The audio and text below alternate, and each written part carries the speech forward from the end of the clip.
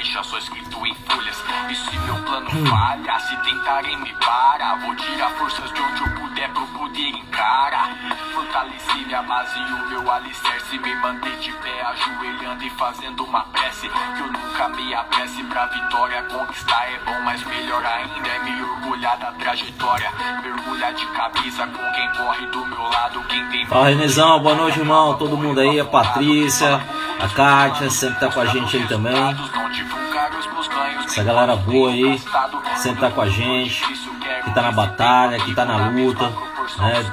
Todo dia o concurseiro tem sua luta, e hoje é mais uma delas. Eliane, boa noite, Eliane, beleza? Um abração aí pra Crateús, terra maravilhosa. Maria, fala, boa noite, Zé, tamo junto. Grande Antes também tá por aí. Renezão, Alon sábado vai ter, beleza?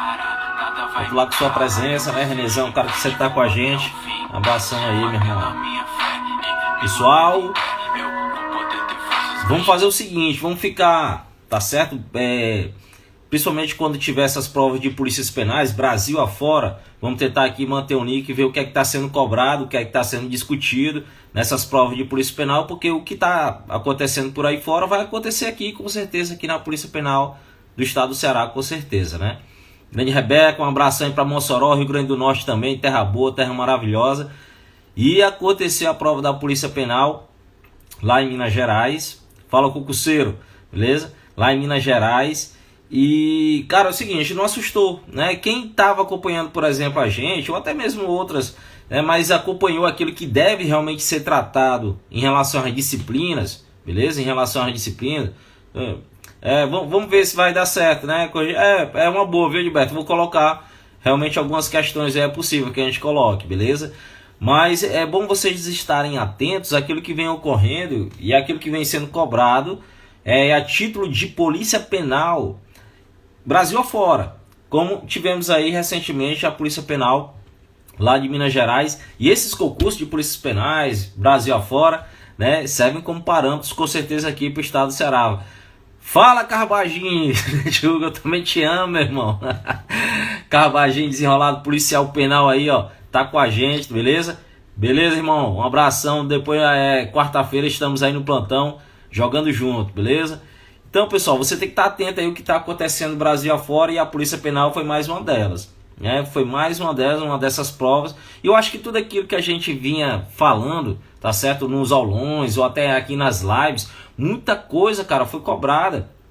Muita coisa foi cobrada. Bastava você ter atenção, por exemplo, né? Nessas simples lives aqui, tá certo? Você tinha acertado muita coisa. Ora, a última live passada, por exemplo, eu tinha falado o que é o tráfico privilegiado.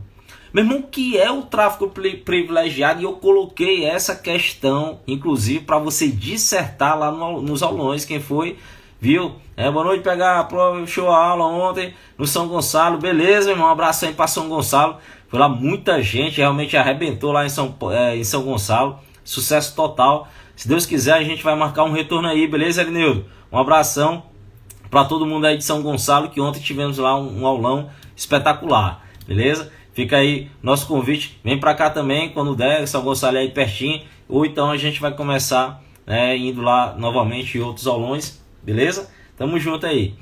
E, pessoal, a gente vem falando o que é o tráfico privilegiado.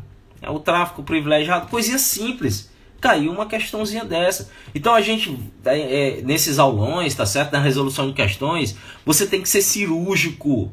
Você tem que ir direto ao ponto, não pode ficar enrolando. Você tem que saber, por exemplo, aquilo que vem caindo nos concursos, aquilo que vem sendo cobrado, aquilo que é interessante para a profissão, para aquele cargo que você pretende, tá certo? E caiu uma questãozinha, por exemplo, na lei e outra, eu ainda avisei, atenção na parte administrativa, tanto do Estatuto do Desarmamento, quanto também na parte administrativa da Lei de Drogas. Por quê? Muitas vezes você fica muito interessado somente pela parte criminal, que são os crimes em espécie. E muitas vezes você negligencia aquela parte administrativa, que às vezes é uma parte um pouco mais chata, mas você deve estudar a parte administrativa na Lei de Drogas, a parte administrativa no Estatuto do Desarmamento, a parte geral na Lei de Abuso de Autoridade. Tudo isso é de suma importância, pessoal. Fala, Ronizão, um abraço. Bom plantão aí, beleza, meu irmão? Tamo junto. Então, e tudo isso caiu aí na prova da Polícia Penal de Minas Gerais. Caiu parte administrativa da lei de drogas, caiu uma questãozinha sobre a internação, e a internação foi inserida por uma legislação de 2019, não foi nem um pacote anticrime, mas em 2019 houveram várias alterações na lei de drogas que inseriram várias situações a respeito da parte preventiva, principalmente a questão de medidas relacionadas ao uso indevido de drogas, a questão da prevenção, tratamentos que são realizados com o objetivo ali, como alvo o dependente químico, o usuário de drogas, e as espécies de internação, seja ela voluntária, seja ela involuntária, e os modos como tem que ocorrer essas internações, caíram, por exemplo, na prova da Polícia Penal Minas Gerais. Faz parte de quê? Faz parte da parte administrativa da lei de drogas, beleza? E caiu uma questãozinha sobre essa, não me retorno, depois eu vou pegar aqui para ver, a questão da internação, a internação na lei de drogas. E também caiu a questão do tráfico privilegiado, simplesmente deu ali, simplesmente, o que foi que a questão fez lá em Minas Gerais? Simplesmente deu os requisitos para a caracterização do tráfico privilegiado e simplesmente nas opções perguntava-se lá, tinha lá as opções, qual era a modalidade daquele tráfico. Bastava você dizer que era o tráfico privilegiado. Só isso. E o que é o tráfico privilegiado?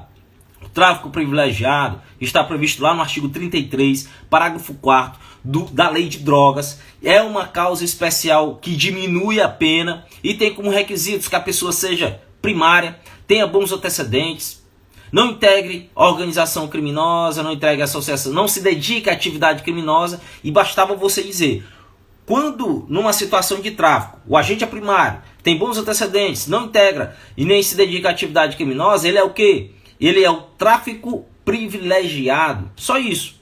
Acertou a questão lá da lei. Deixa eu ver aqui se tem aqui. Deixa eu ver aqui se eu pego. Essa questãozinha caiu lá. É porque também teve muitas questões assim deslocadas. Por exemplo, na parte de direitos humanos caiu muita coisa de lei de execução penal. Na parte de direitos humanos caiu muita coisa de execução penal, notadamente. Ok? Deixa eu ver se eu verifico aqui, se eu encontro essa questão. Porque eu não separei, eu peguei agora e fiz rapidamente aqui essa live. A gente entrou até de surpresa. Tá certo? É um marinheiro de primeira viagem, a pessoa que foi facilmente encantada por uma situação de ganhar dinheiro facilmente com a prática ilícita e se aventurou ali nessa questão do tráfico, né? Não estou encontrando aqui, porque eu não separei. Deixa eu ver se eu encontro. Deixa eu ver se eu encontro aqui essa questão. Mas eu me recordo aqui que era o tráfico privilegiado. Era simplesmente a questão te dava os requisitos. A questão te dava os requisitos para você dizer qual era aquela modalidade. Era o tráfico privilegiado. A conduta prevista lá no artigo 33, parágrafo 4º da Lei de Drogas. Simplesmente isso. Está aqui, ó.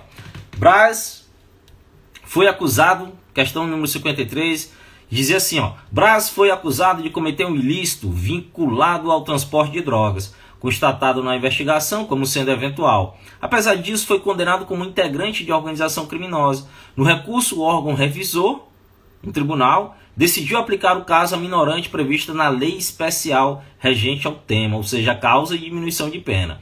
Nos termos da lei de drogas, sendo o autor do delito primário, aí a questão está te dizendo o que é. Aí ele vai dizer, ó: nos termos da lei de drogas, sendo o autor do delito primário, tá aí os requisitos do tráfico privilegiado: primário, bons antecedentes, não se dedicar a atividades criminosas, nem pertencer à organização criminosa, pode ser aplicada a minorante de tráfico. Aí tinha as questões: letra A, próprio; B, privilegiado; C, provisório; D, especial. Meu amigo, questão dada. Questão dada. Não tem condição de alguém errar essa questão aqui, beleza? Não tinha condição de alguém errar. Simplesmente, pessoal, o tráfico privilegiado. Todos os quesitos, todas as características, todos os requisitos que devem ser cumulativos para a caracterização da causa especial de aumento de pena prevista na lei de drogas, que é a pessoa ser primária, bons antecedentes, não se dedicar a questão de atividades criminosas, nem pertencer à organização criminosa. Simplesmente decore isso, porque vai cair em outras provas. Simplesmente. Beleza? Então, simplesmente o conceito básico daquilo que é o tráfico de drogas, e caiu. Caiu tráfico privilegiado, caiu parte administrativa da lei de drogas, e eu sempre estou avisando e eu friso muito aqui nas minhas aulas, e eu dou muita ênfase também na parte administrativa, seja do Estatuto do Desarmamento, seja da lei de drogas. Estatuto do Desarmamento, caiu parte administrativa do Estatuto do Desarmamento. Sabe qual foi? Perguntando simplesmente a questão, outra questão também que perguntava sobre os requisitos e dava detalhadamente. Era para ser uma questão dessa, na questão do desafio do... vamos botar, vai se preparando que sábado vai ter. E aí, Estatuto de Desarmamento também caiu parte administrativa, e caiu, sabe o que? Um tema que eu toco muito, e sempre eu coloco muito lá as características, sabe de quê? Do porte na categoria caçador de subsistência. O porte na categoria caçador de subsistência caiu lá na prova da Polícia Penal de Minas Gerais. E eu toco muito nesse assunto das espécies do porte de arma.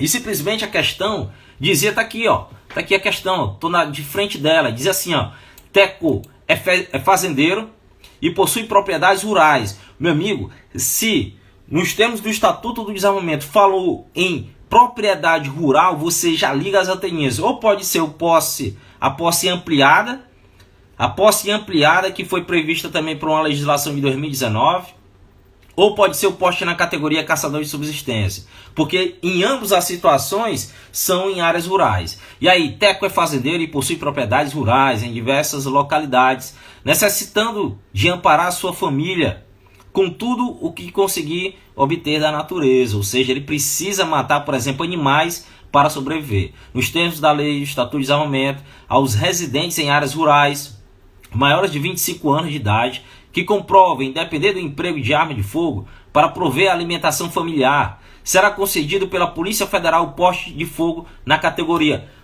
Outra questão mole para quem está estudando e está estudando bem. Aí, qual eram as opções? Nessas situações que eu lhe disse aí, pessoal. Você já viu. A pessoa tem maior de 25 anos. Você já viu que é concedido pela Polícia Federal. Você já viu que ela necessita de uma arma. É para prover a alimentação de sua família.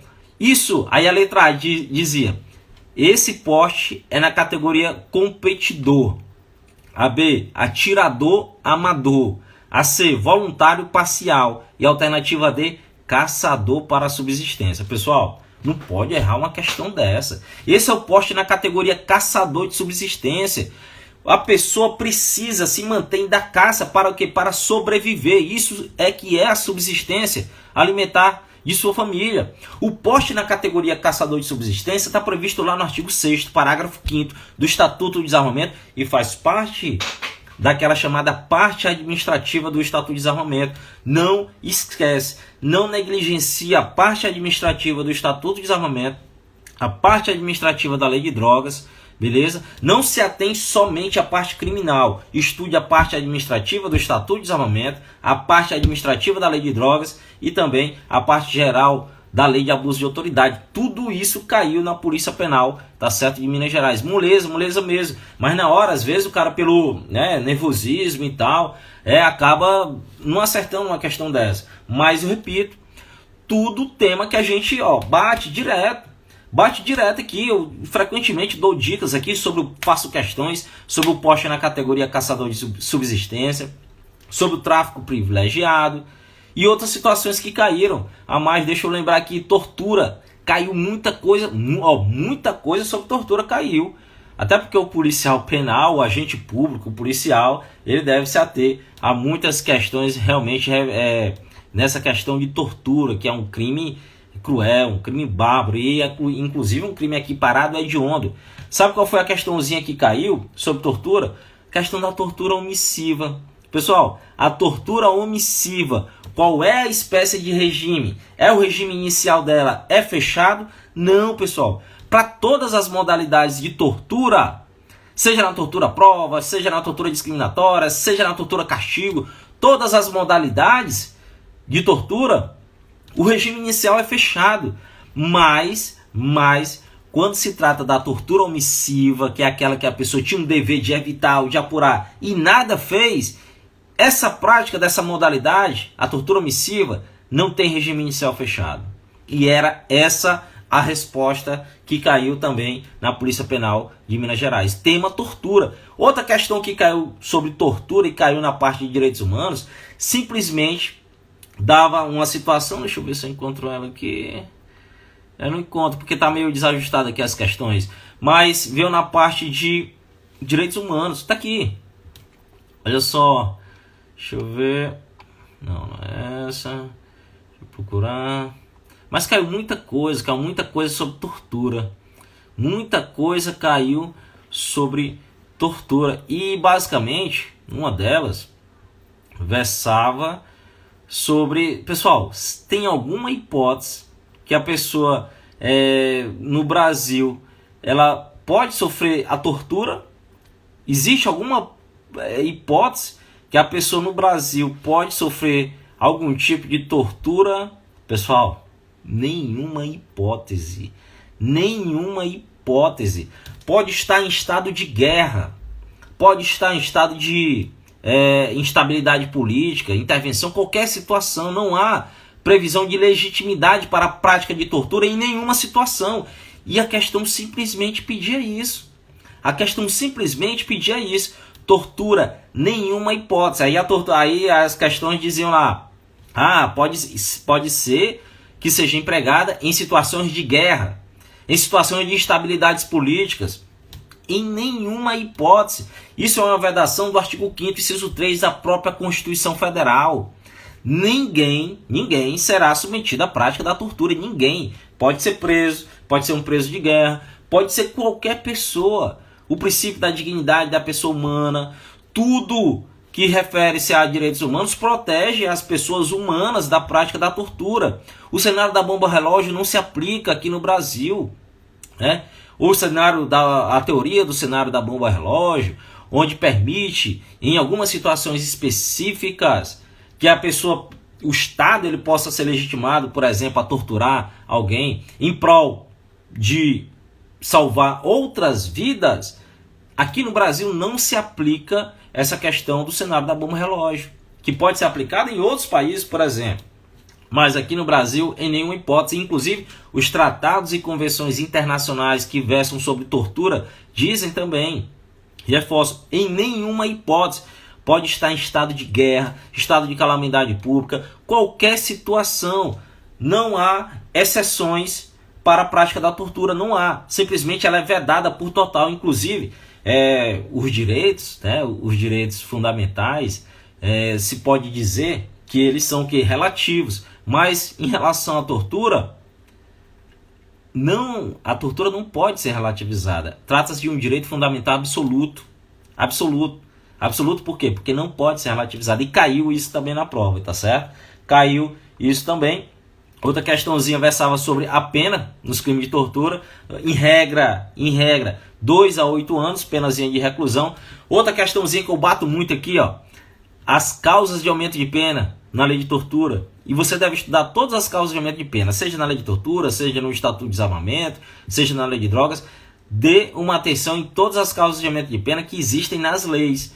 E na lei de tortura, e coisa que eu sei, qual é, Lopes? Qual é, Lopesão? Qual é aquela dica que eu sempre dou aí para a questão das causas de aumento de pena na lei de tortura? Qual é, Lopesão? Qual é, Lopes? Dicas PIG. Sabe o que foi que caiu? No Dicas, o S.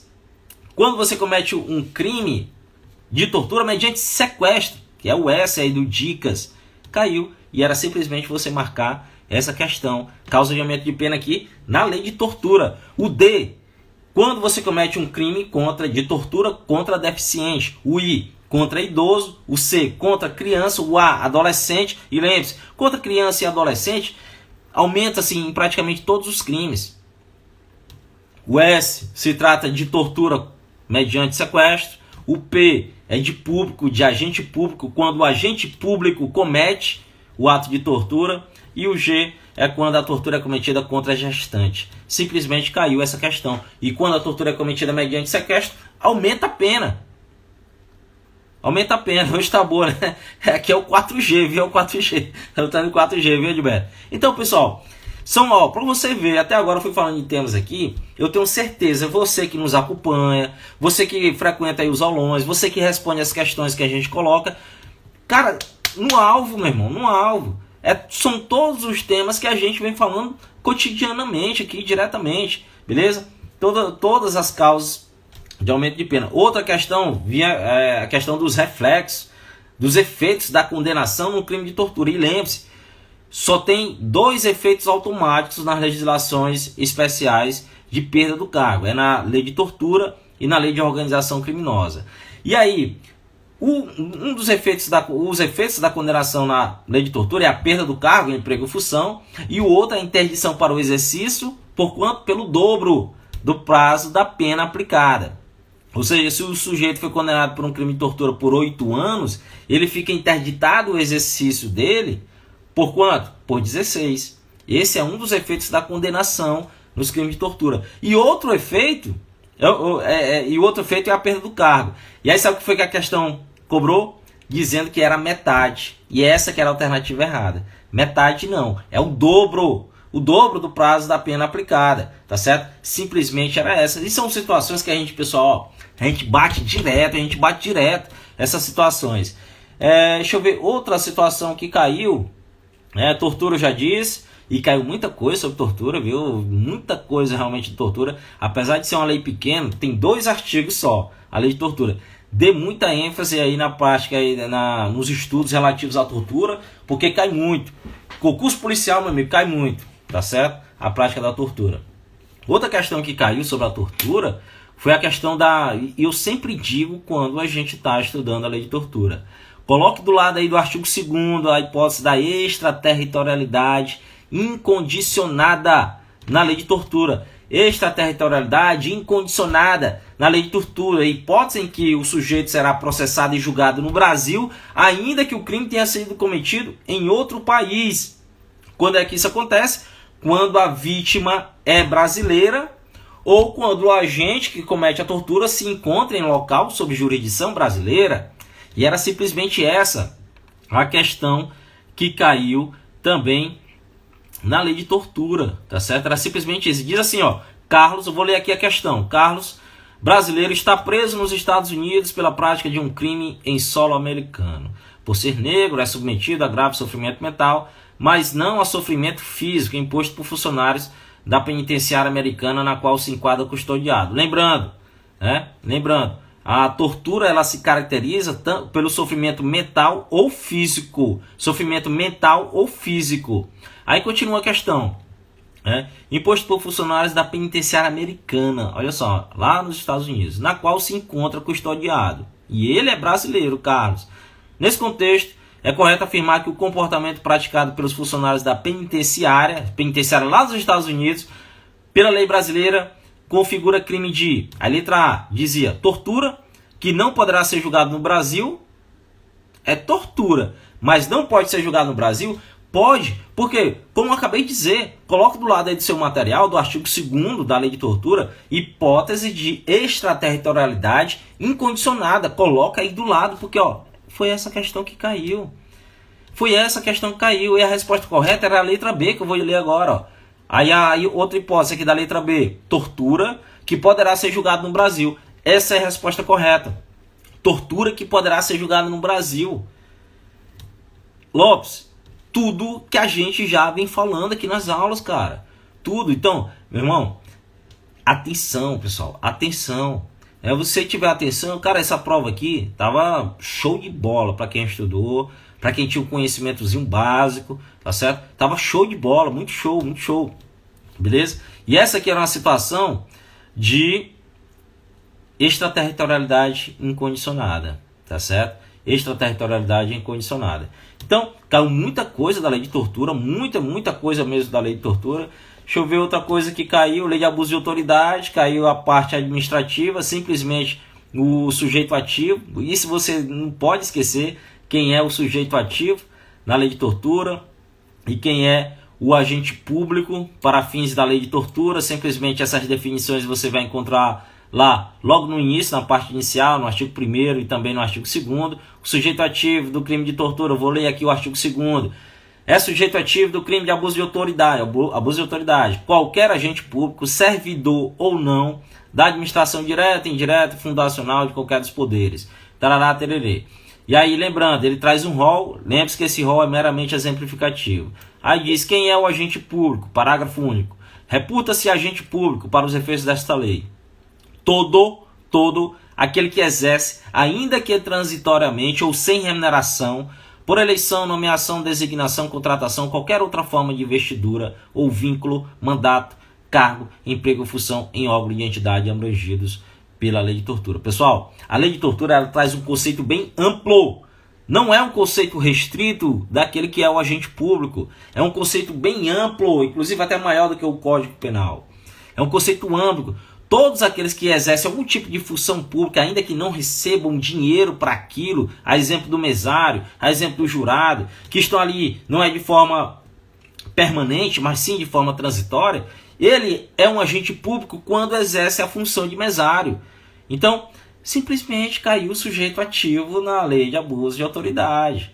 O conceito de agente público, simplesmente coisas básicas, beleza? Coisas básicas. Então, tortura eu já falei, lei de abuso de autoridade também caiu um crime, tá certo? Da lei de abuso de autoridade. Deixa eu ver se eu me lembro aqui qual foi o crime. Foi a questão da vedação, salvo me engano, do advogado em relação ao preso. Não, na verdade foi o artigo 18 da lei de tortura, caiu também. O artigo 18, vou só ler aqui. Submeter preso a interrogatório policial. Pessoal, ó, o preso, tá certo? No período noturno, não pode ser submetido em regra a interrogatório policial. Vamos supor aqui o delegado que chama o preso que está custodiado na cela às 10 horas da noite e ele vai interrogá-lo. Isso não, em regra não pode acontecer. Quais são as exceções? No caso de flagrante delito ou se ele, devidamente assistido, consentir para prestar declarações. Então, nessas hipóteses, pode, tá certo, o interrogatório ser no período noturno. Mas a regra é que não. E simplesmente caiu esse tipo penal que está previsto aí no artigo 18 da lei de abuso de autoridade e tem uma penazinha branda de 6 meses a 2 anos e multa, beleza? E multa. Então, essa aqui também estava tranquilo lá dentre as opções da lei de tortura, da lei de abuso de autoridade, caiu um crime, tá certo? Do artigo 18 e caiu outra questãozinha dada da parte conceitual, da parte administrativa lá da lei de abuso de autoridade. Deixa eu lembrar aqui mais outra coisa. Poste na categoria caçador de subsistência, já falei, estatuto de desarmamento.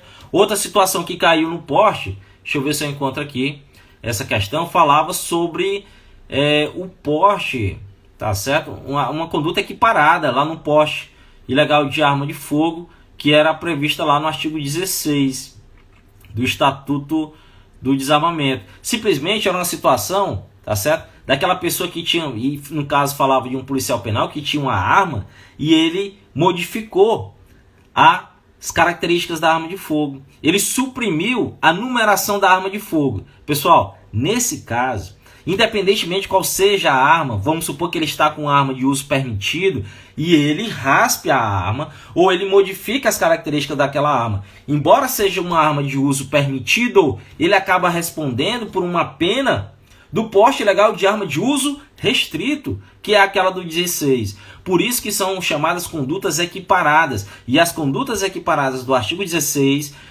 independe da arma, independe da espécie da arma. Por exemplo, se você suprimir, modificar, alterar as características de uma arma de fogo, você responde pelo artigo 16. Mesmo que ela não seja uma arma de uso restrito, podendo ser uma arma de uso permitido.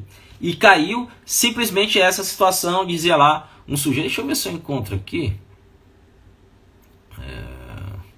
deixa eu ver se eu encontro, porque teve algumas questões que caíram, tá certo, meio que deslocadas, deixa eu ver se eu encontro aqui,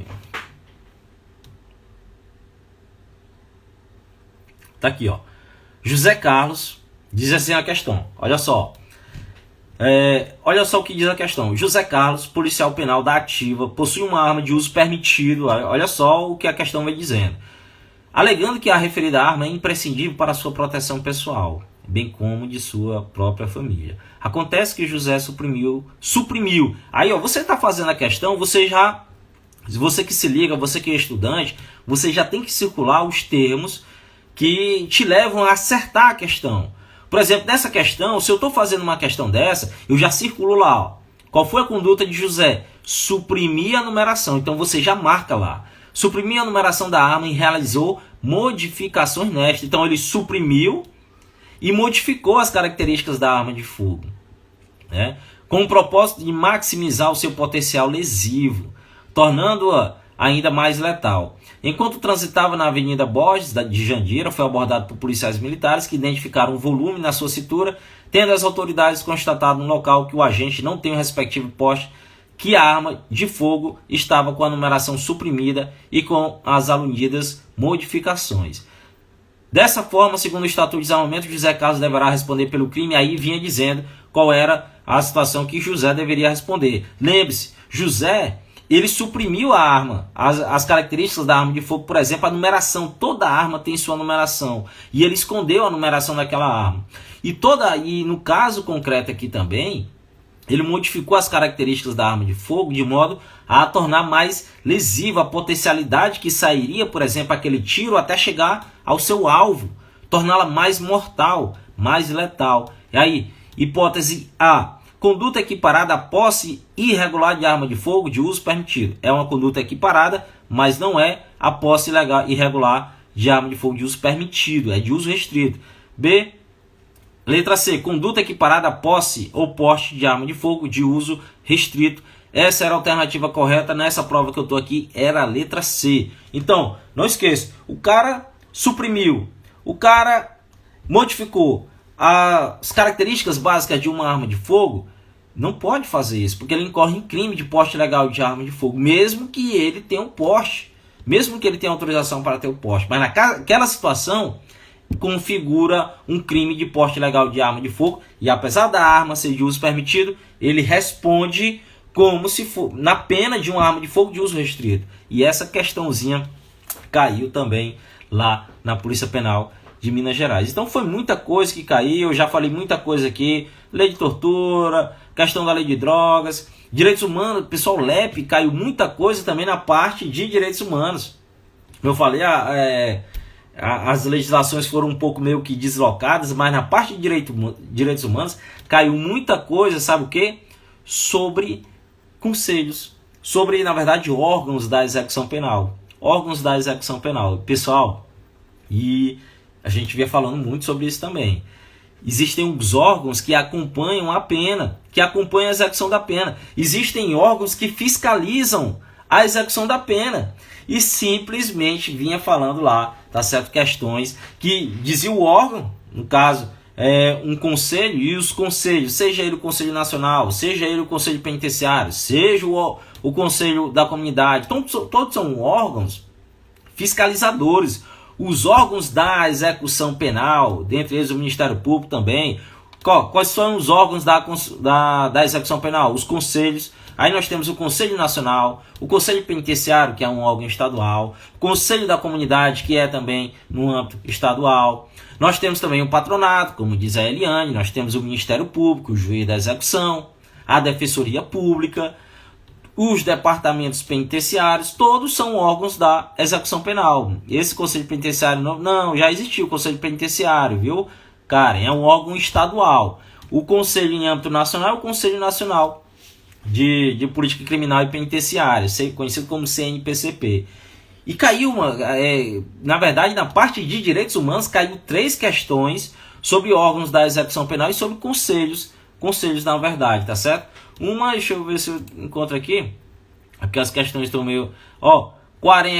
esse aqui, Conselho deixa eu ver.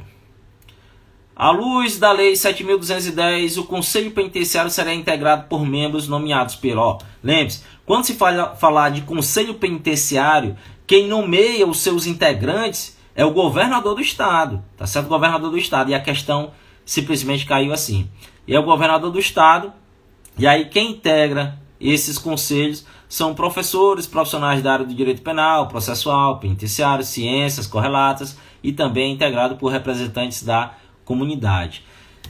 Os órgãos da execução penal são importantíssimos no conceito de execução penal, porque eles fiscalizam, eles vão até os estabelecimentos penais e inspecionam in loco as condições, se estão os presídios, as unidades prisionais, a autoridade administrativa, o Estado como um todo está cumprindo o que emana a lei de execução penal, o papel do Estado vai ver se está sendo cumprido. Então, são órgãos fiscalizadores. E teve outra questão que caiu simplesmente sobre isso. Se o conselho, no caso aqui, 40, ao inspecionar estabelecimentos e serviços penais, olha só o que diz a questão.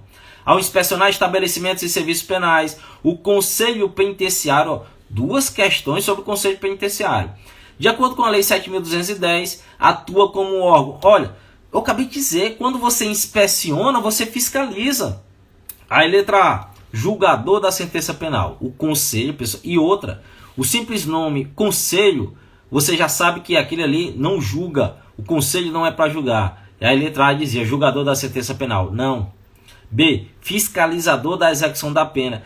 Essa que é a alternativa correta. O órgão Conselho Penitenciário é um órgão fiscalizador, bem como todos os órgãos da execução penal são órgãos fiscalizadores. A letra C, revogador das medidas de segurança, passou, foi longe. Financeiro da Procuradoria-Geral da República, passou, foi longe. Essa questão aqui, 40, era a letra B, fiscalizador da execução da pena. Essa é uma das missões do Conselho Penitenciário, que é um dos órgãos da execução penal. Outra questãozinha diz aí, ao Conselho da Comunidade. Olha só o que foi que caiu, muita coisa. Confundiu com o censo penitenciário, né, Karen? Que a gente falou, o censo, ele bate o raio-x de quê?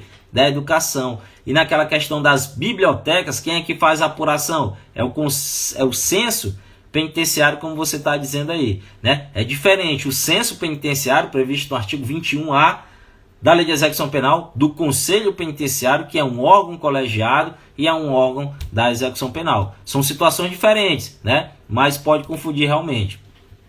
E teve outra questão sobre o Conselho da Comunidade, perguntava a competência do Conselho da Comunidade. Aí dizia, visitar semestralmente os estabelecimentos e serviços penais. Pessoal, os órgãos, a maioria dos órgãos da execução penal, eles têm essa incumbência, tá certo, de inspecionar, mas é mensalmente.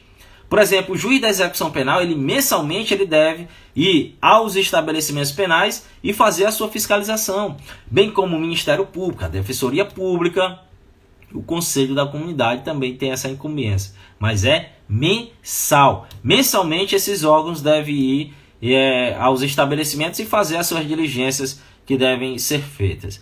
E o Conselho da Comunidade, essa questão, ele tem competência para diligenciar a obtenção de recursos materiais e humanos para melhor assistência ao preso e ao internado em harmonia com a direção do estabelecimento. Ou seja, o Conselho Penitenciário, o Conselho da Comunidade, ele contribui para a boa administração prisional e, nesse caso, através da obtenção de recursos materiais e humanos. Olha só quem está aí, grande figura, grande professor, tá certo? Um dos ícones, um dos professores mais ilustres aqui do Brasil, como todo, professor Tiziano Lavor. Um grande abraço, meu querido, uma grande honra. Um abração aí pro senhor, tá certo? Maior consideração e respeito, beleza? Antigão tem que ter respeito pelos antigão, beleza? Então, 39, essa questãozinha básica que caiu aqui sobre a questão, né, do Conselho da Comunidade. Então, caiu muita coisa sobre os conselhos, viu, pessoal? Muita coisa sobre os conselhos, muitas coisas sobre os conselhos que são órgãos da execução penal. Órgãos da execução penal. Muita atenção em relação a isso. Deixa eu ver se eu me lembro mais de alguma coisa que caiu na lei de execução penal. Lula. Esquerdista. Olha só, pessoal. Na LEP também, fera. O professor Tiziano aí é fera. Na LEP também caiu sobre o conceito de egresso. E outra coisa, cai muito sobre o conceito de egresso. Pessoal, são duas situações para o condenado, o preso, ele ser chamado de egresso. Uma é quando ele tem ele foi liberado em definitivo. Ele foi liberado em definitivo, por exemplo, recebeu um alvará do sistema prisional, do estabelecimento penal. Quando ele sai, conta-se o período de 1 ano. Durante esse período de 1 ano, ele é considerado egresso do sistema prisional. Essa é a primeira hipótese. E a outra situação é quando ele recebe um benefício judicial, que é o livramento condicional. E o livramento condicional tem um período, que é o chamado período de prova.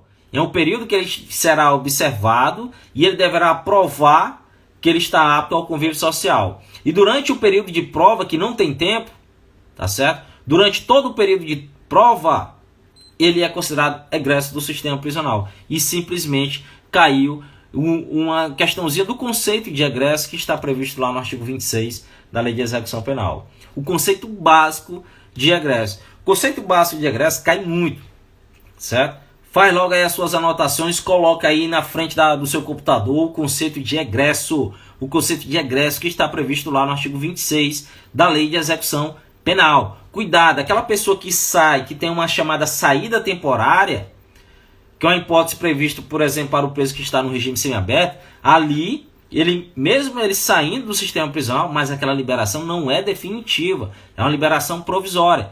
Esse cara não entra no conceito de egresso, beleza? A liberação do egresso é definitiva e não provisória, como tem aquele que tem o benefício da saída temporária. Caiu sob trabalho a questão da execução do trabalho, pessoal. Executar o trabalho, essa questão eu coloquei domingo, lá no aulão que a gente teve em São Gonçalo. Questão do dever do preso trabalhar, executar as ordens e as tarefas. Dei até o exemplo, né? No caso, você como policial penal, dá um comando para o preso e você percebe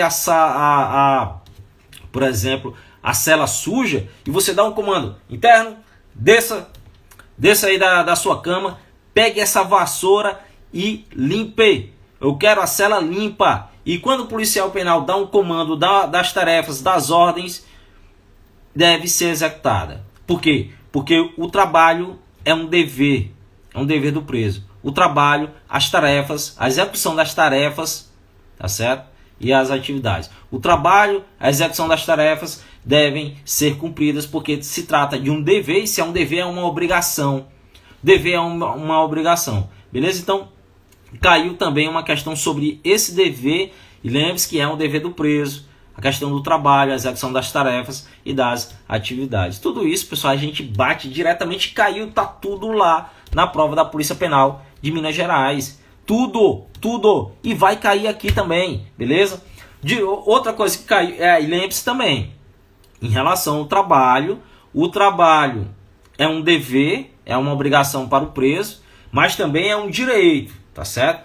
O trabalho ele tem essa dualidade, ele tanto é um dever quanto também é um direito. E na prova da Polícia Penal de Minas Gerais, caiu simplesmente essa questãozinha, tá certo? Sobre o trabalho do preso, se tratava de um...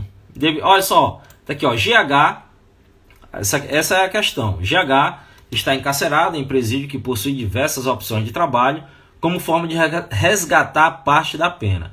Ocorre que o preso não deseja realizar qualquer atividade laborativa. Olha só o termo que foi utilizado. Nos termos da Lei de Execução Penal, o trabalho do preso é: letra A, um trabalho forçado? Jamais. B, uma faculdade? Não. C, uma defesa? Não. Letra D, um dever. O trabalho do preso, a execução das atividades e das ordens constitui um dever do preso, ou seja, uma obrigação. Beleza, pessoal? Então, muita coisa sobre o direito caiu o chamado direito de representação, tá certo? O direito de representação do preso, que é o direito que o preso tem de pedir, de representar, né, contra qualquer situação às autoridades, a qualquer autoridade, inclusive a autoridade administrativa. Simplesmente o direito de pedir. Foi esse que foi um direito cobrado. Então, a gente viu aqui, se você vem nos acompanhando aí há algum tempo, se você vem participando dos aulões, se você percebe aqui as dicas que a gente coloca aqui geralmente nas lives, os pontos que nós tocamos aqui nas lives, ou nas questões que a gente coloca aí também, tá certo? Que geralmente a gente coloca aqui, ou até no grupo, né, lá. São questões direcionadas, são temas direcionados, pessoal. E tudo aqui, cara, a gente bateu. Tudo aqui a gente bateu, né? Todos os temas foram passados aqui, pelo menos aqueles que nos acompanham. Eu tenho plena convicção, se tiver alguém que tenha feito lá a prova de Minas Gerais, se deu bem, pelo menos nessa parte, tá certo? Eu acho que a prova foi uma boa prova, tá certo? Foi uma boa prova. Eu acho que aquele que estudou, se dedicou. Outra, pessoal, esquece esse negócio de começar a estudar depois que saiu o edital, não dá.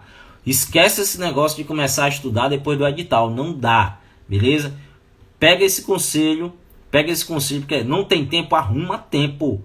Não tem tempo, arruma tempo. Se você quer passar, meu amigo, a concorrência é grande. Se você quer passar, arruma tempo, certo? Arruma tempo, beleza? Então, pessoal, eu acho que a gente conseguiu comentar aqui, até mesmo que de forma resumida, porque se fosse falar muito detalhadamente, iria demorar aqui quase 3 horas de live, tá certo? Mas eu acho que a gente conseguiu abordar aqui vários aspectos que foram dados aí na Polícia Penal de Minas Gerais.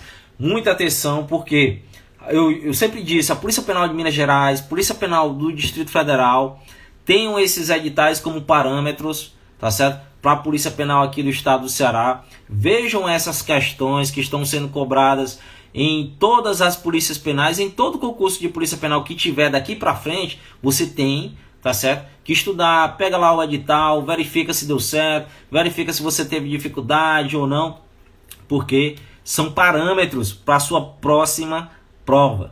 Não é isso, Karen? Valeu, Karenzona, foi ótimo, foi um bisu e tanto, beleza? Andersonzão sempre tá com a gente. Um abraço, querido, valeu, meu irmão. Jonathan, vamos para o alô. O pessoal aí tá... que alô. Beleza, pessoal? Então é isso aí, beleza? Uma live suíça garantiu, mestre. Beleza, querido? Seja bem-vindo aí, viu, Vânia? Pô, a Adriana sempre tá com a gente aí também. É isso aí, pessoal. A gente tem que manter o foco, tá certo? Manter a disciplina, como eu disse. Se você não tem tempo, arrume tempo. Não dá mais para perder tempo, porque os concursos irão sair aí. Esse ano de 2022 tem muitas oportunidades. A gente acabou de ver aqui uma prova da Polícia Penal de Minas Gerais, né? Eu toquei aqui em vários aspectos relacionados a essa prova. E a gente sabe que se você fizer um estudo direcionado, um estudo cirúrgico... Beleza, Paulão? Beleza, meu irmão? Eliane, Jéssica, grande Jéssica, um alô para São Gonçalo do Amarante. É isso aí, terra maravilhosa. A gente fez um aulão muito especial, um aulão muito bacana, né? Eu gostei muito da galera aí de São Gonçalo, a energia dessa galera. Lotou, né? Lotou lá todo mundo, gostei muito aí. E foi um aulão sensacional. Vamos fazer outro aulão desse agora, sábado, aqui, tá certo? Ó, e esse sábado, a galera que sempre tá com a gente aí. Olha aí, Raquelzinha, beleza, Raquelzinha? Tamo junto. Esse sábado aqui vai ser lá no Colégio Marupiara, que fica bem próximo daquele espaço que a gente já tava fazendo, beleza? Vai ser sábado, viu, Raquel? Convidado aí, sábado pela manhã, aparece lá, vai ser professor PH e eu, juntamente com o professor Michael, que vai dar a parte de português. E a gente vai manter esse ritmo, ó, e é ritmo acelerado, tá certo? Porque quem vai passar tem que estar no ritmo acelerado, viu, Jéssica?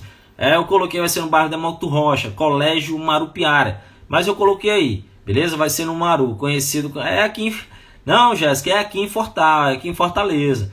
Eu tava falando aí de um aulão que a gente deu, foi domingo passado em São Gonçalo do Amarante, beleza? E mais aqui, beleza, Raquelzinha? Tá muito convidada aí. Será uma grande honra, será um grande prazer. Então, pessoal, a gente fica por aqui. Um abração aí para todo mundo. Mantenha a pegada, porque a pegada é essa e é daqui para cima, beleza? Nos aulões a gente complementa aí. Se você tiver alguma dúvida, pode mandar lá pra gente. Ou aqui também, se você tiver mais alguma dúvida aí relacionada a esses assuntos, manda pra gente aí que a gente já vai finalizar aqui. Se tem, se não tiver, fica aqui. Professor, dia 4, homem? Professor, dia 4 de abril, no presencial de São Gonçalo, o senhor traz aquele caderno de questões. Fala, Cristianzão, não sei se eu vou estar aí, mas qualquer coisa, avisa pro Sérgio que eu entrego pra ele. Beleza, meu irmão? Edilberto só vai ser no local de sempre. Edilberto, é bem pertinho aquele local, tá certo? Bem próximo àquele local lá, tá certo? É 2 quarteirões daquele local, é o Colégio Marupiara. Eu coloquei aí, vou colocar um endereço bem direitinho para vocês, beleza? Pessoal, um grande abraço, uma grande honra. ter aí estado esses minutos aí, esse tempo com os senhores. Eu espero que todo mundo consiga ter disciplina, foco e tenha sucesso aí nos seus objetivos, tá certo? Tamo junto e até a próxima.